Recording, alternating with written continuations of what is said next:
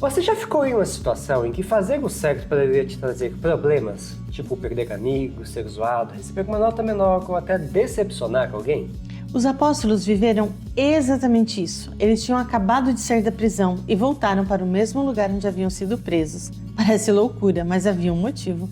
Eles decidiram obedecer a Deus. Os líderes religiosos prenderam os apóstolos porque muita gente estava aceitando a Jesus. Só que, durante a noite, um anjo abriu a prisão e disse algo curioso. Vão e anunciem ao povo todas as palavras desta vida. Percebe? O anjo não disse agora escondam-se, nem fujam para outra cidade. Ele disse voltem para o templo. Era exatamente o lugar mais perigoso. Quando foram interrogados outra vez, Pedro respondeu uma das frases mais famosas da Bíblia. Antes importa obedecer a Deus do que aos homens. E essa frase mudou a história. Os reformadores tiveram a coragem dos apóstolos e não se desviaram nem um centímetro do dever de exaltar a palavra de Deus, mesmo sob pena de morte. Eles não cederam à pressão social. Todo mundo está fazendo é o tema da sexta lição dessa temporada. Fica com a gente que tem muito conteúdo bom. Eu sou o Matheus Diniz. E eu sou Neila Oliveira. E você está no canal LaMed, onde você estuda a Bíblia de um jeito diferenciado. E antes de começar esse vídeo, já aproveita e inscreva-se caso você não faça parte aqui do canal. Deixe o seu like, o seu comentário, compartilhe com seus amigos e não esqueça de acompanhar também o nosso site. Lá vamos ter artigos, materiais extras, até uma dinâmica para a sua classe. Por isso acessa lá, LaMed 148. E agora sim, vamos para o vídeo. Você sabia que a palavra testemunha, usada para os seguidores de Jesus, deu origem à palavra mártir? No começo, testemunha era simplesmente alguém que contava aquilo que tinha visto. Mas muitos cristãos preferiram morrer a negar Jesus. Por isso a palavra passou a significar alguém disposto a permanecer fiel até o fim. Mais de 1500 anos depois, essa mesma coragem aparece novamente, durante a Reforma Protestante.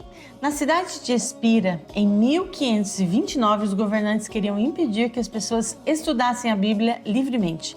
A maioria votou contra os reformadores, mas alguns príncipes fizeram algo impressionante. Eles declararam: nossa consciência pertence a Deus.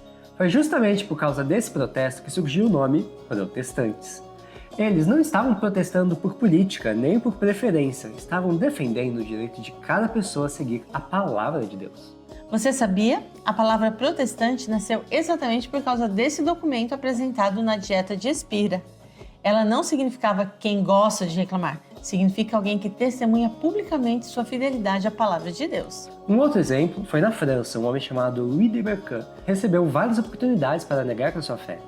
Ele era rico, influente, tinha amigos muito importantes, poderia salvar a própria vida, mas preferiu permanecer fiel a Cristo, assim como Pedro. Todos os que desejam viver piedosamente em Cristo Jesus serão perseguidos. Talvez ninguém peça para você negar Jesus diante de um tribunal, mas existem outras formas de pressão. Pode ser quando zombam de sua fé, quando você é o único cristão da turma, quando todo mundo cola na prova, todos assistem algo que você sabe que não agrada a Deus, fazem piada com princípios bíblicos. Nesses momentos, você também precisa decidir: quem vai mandar na minha vida? A opinião das pessoas ou Deus? Não vivam como vivem as pessoas deste mundo.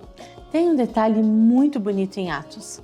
Depois de serem açoitados, os discípulos saíram felizes e retiraram-se regozijando-se por terem sido considerados dignos de sofrer afrontas por esse nome. Eles não ficaram felizes por sofrer, ficaram felizes porque continuaram ao lado de Jesus. Pedro, os príncipes de Espira, Berquin, Farel, Calvino, todos viveram em épocas diferentes, mas responderam a mesma pergunta. Quem merece a minha obediência quando seguir a Deus custa alguma coisa? A própria Bíblia responde: antes importa obedecer a Deus do que aos homens. Essa continua sendo uma das decisões mais importantes que qualquer adolescente pode tomar, porque coragem não é não sentir medo. Coragem é escolher permanecer ao lado de Jesus, mesmo quando isso tem um preço.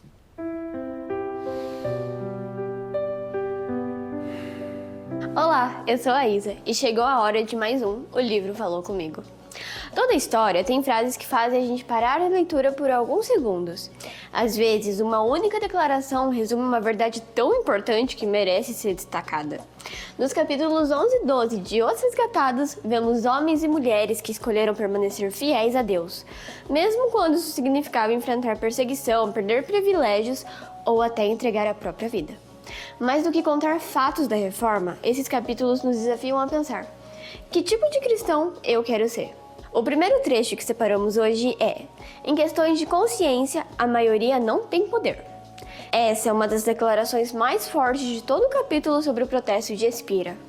Os príncipes entenderam que a verdade não depende da opinião da maioria. A consciência pertence a Deus, não às multidões. O livro falou comigo porque seguir a Jesus nem sempre significa fazer o que todo mundo faz.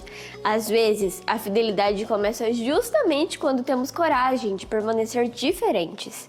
Agora, vamos para o segundo trecho. O protestantismo coloca o poder da consciência acima do governo e da autoridade da palavra de Deus acima da igreja visível. Aqui está a essência da reforma. A maior autoridade não é uma tradição, um líder ou uma instituição, mas a palavra de Deus. Esse é um lembrete de que nossa fé precisa estar fundamentada na Bíblia. Opiniões mudam, Deus não. O terceiro trecho nos diz: ainda faremos mais por meio de nossas orações do que todos os nossos inimigos são capazes de fazer com suas vanglórias. Lutero acreditava que a maior arma da reforma não eram alianças políticas nem exércitos, era a oração. E o livro falou comigo nesse trecho porque muitas vezes tentamos resolver tudo com estratégias, argumentos ou força de vontade, esquecendo de que Deus continua realizando suas maiores obras por meio de pessoas que oram. Indo para o quarto trecho, lemos: não há púlpito como a pira de um mártir. Para você que não tem a menor ideia do que é pira, eu também não sabia. Se trata do local usado para queimar os mártires antigamente. E essa frase impressiona porque mostra que a fidelidade fala mais alto do que qualquer discurso.